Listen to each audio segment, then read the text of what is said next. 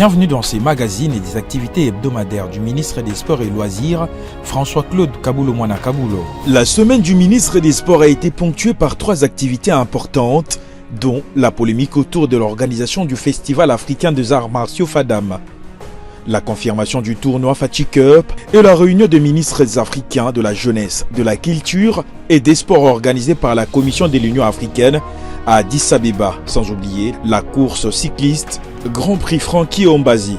Bienvenue à tous dans ce magazine hebdomadaire des activités du ministre des Sports et Loisirs. Déjà les dimanches 21 mai, le ministre des Sports et Loisirs a donné le go du Grand Prix Frankie Ombazi organisé par l'entente urbaine des cyclismes des Lukunga à Kinshasa. En présence du patron de sport, Jonathan Lianza a remporté la course sur une vitesse moyenne évaluée à 39 km/h sur une distance de 70 km. Chez les messieurs, en version féminine, Linda Kankou a fait la différence. Parce qu'il y avait une fille qui s'appelle Alexia, elle est vraiment très forte. Moi, on m'a remonté, il a accueilli pour nous. Et en plus, Nassou Bara, on a bandé hollandais, et puis motivation, Linda, allez. Si, et puis, on a maillé, puis on a joué ensemble, et puis, Nassou Bara, on a tiré mon côté. Famille à papa Francky Mathieu, de Sali Campo, lycée, Sali bien pour la performance dans le lycée, j'ai préparé Jean francophonie. C'est une performance pour tout le cas. Pourquoi la course est bandit pour les bien marqués pour la performance? Lundi 22 mai, François Kabulo-Mwana Kabulo a reçu en audience la délégation des responsables des fédérations de la Confédération congolaise des sports de combat. Ceux-ci ont tourné les dos au FADAM. Le patron des sports congolais a voulu comprendre les motivations qui animent Eric Kindambou et ses collègues. Nous restons fermes sur dans notre position. Donc, les membres de la Confédération congolaise des sports de combat qui ont pris part à la réunion de samedi dernier confirment leur suspension à la participation de l'organisation du FADAM, comme on l'a dit, et nous l'avons aussi répété à son Excellence Monsieur le Ministre. Je pense qu'à ce stade, nous pouvons dire que son Excellence Monsieur le Ministre est au contrôle de toute cette activité.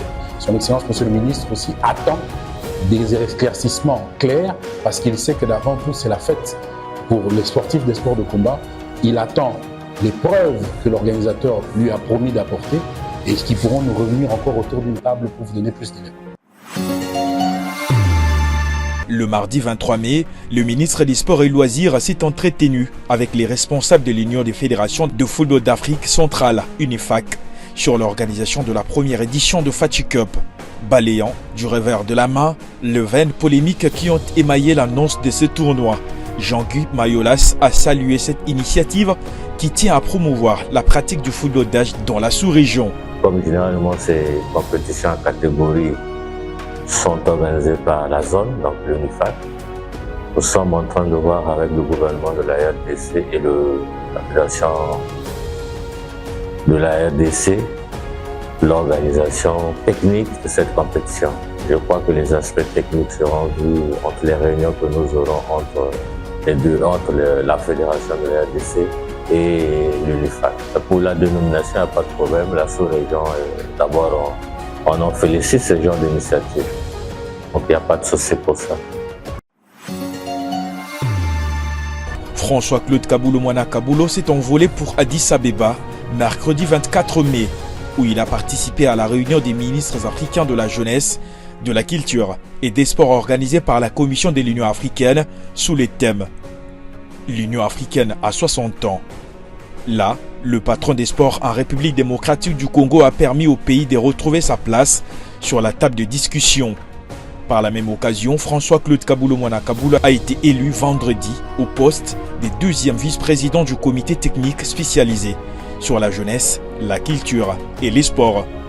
Ce, après avoir consulté les États membres de régions présentes et conformément à l'acte constitutif de l'Union africaine. Et moi, ici, en ma qualité de ministre des Sports de la République démocratique du Congo, je peux annoncer l'intérêt pour notre pays parce qu'on est dans une phase de construction des infrastructures, on est dans une phase de réhabilitation des infrastructures à partir du 9e jeu de la francophonie qui vont se dérouler chez nous, vous le savez, du 28 juillet au 9 août. Donc nous exprimons notre intérêt pour accueillir la 14e édition des Jeux africains en 2027. Après avoir passé 72 heures en Éthiopie, Les ministres des Sports et Loisirs a regagné Kinshasa samedi en début d'après-midi. Les 9e Jeux de la francophonie approchent à pas des géants. La RDC tient à honorer ses engagements et le ministre des Sports et Loisirs en a le cœur net. Aussitôt descendu de l'avion qu'il a ramené de l'Éthiopie, François-Claude Kaboulou Mwana Kaboulou est allé directement au stade des Martyrs de la Pentecôte pour s'enquérir de l'évolution des travaux de construction des infrastructures et surtout demander aux entreprises en contrat avec l'État congolais de retrousser les manches. Le compte à rebours a commencé. S'il vous plaît, nous sommes pratiquement le 1er juin. On court derrière la montre. On n'a plus de temps à perdre. Il faut absolument que toutes les sociétés qui ont souscrit avec la RDC puissent redoubler l'effort. Et le président Félix Tshisekedi a insisté sur le fait que la société qui estime qu'on doit redoubler l'équipe, on va le faire. S'il faut tripler ou quadrupler, on va le faire. Parce qu'il nous reste exactement 2 mois. Par ailleurs, le ministre François-Claude Kaboulou Mwana Kaboulou a insisté sur la nécessité d'assainir les sites où vont se dérouler les 9e Jeux de la francophonie afin de vendre une image positive du pays. Il faut soigner l'environnement.